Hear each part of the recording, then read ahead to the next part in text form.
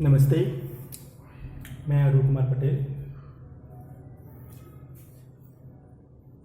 कृषि विज्ञान कक्षा 12 के रसायन शास्त्र में पहला अध्याय द्रव्य एवं उनका वर्गीकरण है। इसी का हम लोग इस वीडियो में अध्ययन करेंगे। द्रव्य, जिसको कि हम पदार्थ भी कहते हैं, मैटर परिभाषा के रूप में अगर देखा जाए तो वे वस्तुएं जो स्थान घेरते हैं तथा जिनमें कुछ भार होता है पदार्थ कहलाता है, तथा जिनका अनुभव ज्ञानेंद्रियों द्वारा करते हैं, ज्ञानेंद्रियों से करते हैं, जैसे लोहा, जल, गैस, तेल आदि। अगर हम लोहे की बात करें तो हम देखते हैं कि लोहा स्थान भी घेरता है, उसमें भार होता है। जल भी स्थान घेरता है, उसमें भार होता है।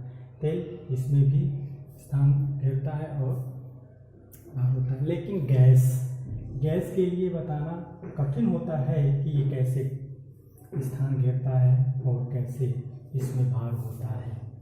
तो इसके लिए एक प्रयोग करते हैं, जैसे गुब्बारे में गैस को भरते हैं तो गुब्बारा फूलता है। इसका अर्थ हुआ कि गुब्बारे में गैस भरने से गुब्बारे का अंदर का स्थान गैस ग्रहण कर ले रहा है, जिसके कारण गुब्बारा फूलता है। तो इससे पता चलता है कि वास्तव में यह स्थान घेरता है।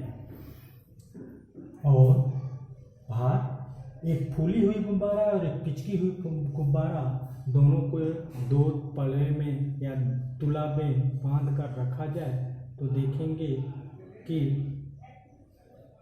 जो फूली हुई गुब्बारा है उसका भार अधिक होता है और पिचकी हुई गुब्बारा का भार कम होता है। अगर हम ज्ञानेंद्रियों की बात करें तो शरीर में कुल 5 ज्ञानेंद्रियां होती हैं। 5 ज्ञानेंद्रियां होती हैं। पहला है आँख, दूसरा मुंह, तीसरा नाक, चौथा कान, पांचवा त्वचा। तो इन्हीं 5 ज्ञानेंद्रियों के द्वारा हम पदार्थ की पहचान या पदार्थ का अनुभव करते हैं। जैसे आँख से देखकर, मुंह स्वाद चखकर, नाक गंध से, कान सुनकर, त्वचा स्पर्श करके किसी पदार्थ का अनुभव करते हैं।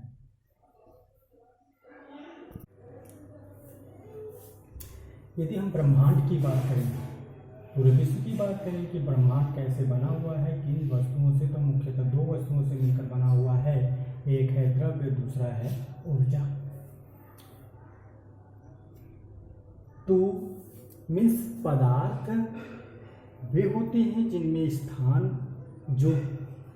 घेरते हैं और जिनमें कुछ भार होता है, वे पदार्थ कहलाते हैं। लेकिन ऊर्जा, इसमें ना तो ये स्थान घेरता है, ना ही इसमें भार होता है, तो ये पदार्थ में नहीं आते हैं।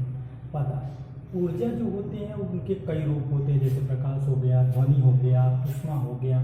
ये सभी रूपों में ऊर्जा पाए जाते हैं और ये सभी द्रव्य या पदार्थ नहीं होते हैं। आइंस्टीन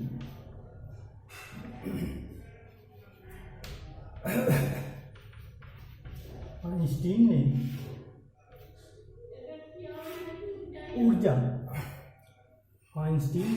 ऊर्जा और द्रव्य में एक बहुत ही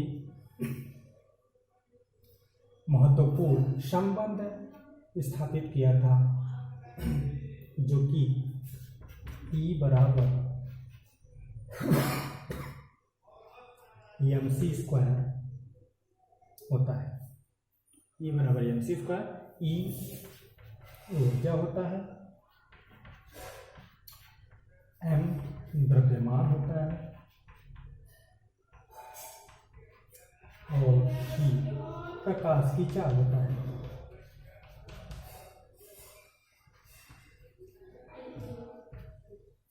प्रकाश की चाल फिक्स होती है 3 × 10⁸ मीटर प्रति सेकंड। द्रव्यमान बदलता रहता है, ऊर्जा। यदि हम आइंस्टीन के इस समीकरण को ध्यान से देखें तो निश्चित है कि किसी पदार्थ में कुछ द्रव्यमान क्षय होगा तो वो ऊर्जा के रूप में परिवर्तित हो जाता है। ऊर्जा के रूप में अर्थात उसका अगर हम प्रकाश के चाल से मल्टीप्लाई कर लेते हैं, स्क्वायर से मल्टीप्लाई कर लेते हैं, तो यह हमारा ऊर्जा में परिवर्तित हो जाता है। अर्थात किसी पदार्थ का थोड़ी सी भी द्रव्यमान खत्म होता है तो बहुत ज़्यादा से ज़्यादा ऊर्जा प्राप्त होती है। और यह समीकरण बहुत ही महत्वपूर्ण है क्योंकि यह एजी जो कृषि विज्ञान में है, इस समीकरण को बहुत ही ज़्यादा परीक्षा में पूछा जाता है। इसके पश्चात अगर हम पदार्थ का वर्गीकरण देखें तो पदार्थ को मुख्यतः 3 वर्गों में विभाजित करते हैं: ठोस, द्रव, गैस। ठोस को परिभाषा के रूप में देखा जाए तो आयतन और आकार दोनों निश्चित होते हैं। आयतन और आकार दोनों निश्चित होते हैं, जैसे लोहा, बर्फ, नमक, ये सभी ठोस कहलाते हैं। द्रव आयतन तो निश्चित होता है, आयतन निश्चित परंतु आकार अनिश्चित होता है, जैसे तेल,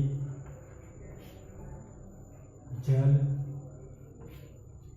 दूध, ये तुम्हारे क्या कहलाते हैं? द्रव। गैस आयतन और आकार दोनों अनिश्चित होते हैं, जैसे हाइड्रोजन गैस हो गया, ऑक्सीजन गैस हो गया, वायु हो गया, वायु, H2 gas, I2 gas, I2 नहीं, O2 गैस। इस तरीके से सभी तुम्हारे गैस होते हैं जो कि सामान्यतः आयतन और आकार दोनों इसमें अनिश्चित होते हैं। अगर हम ये देखें कि ठोस, तो ठोस में इन दोनों द्रव और गैस में बहने का गुण होता है, यानी ऊपर से नीचे की ओर जाने का गुण होता है, लेकिन ठोस में ऊपर से नीचे की ओर बहने का गुण नहीं होता है। तो इसका बहने का गुण होता है कि इन दोनों में जो अणु हैं उनकी गति अनियमित होती रहती है, इसलिए ये बहने का गुण इसमें रहता है और इसमें बहने का गुण नहीं होता है।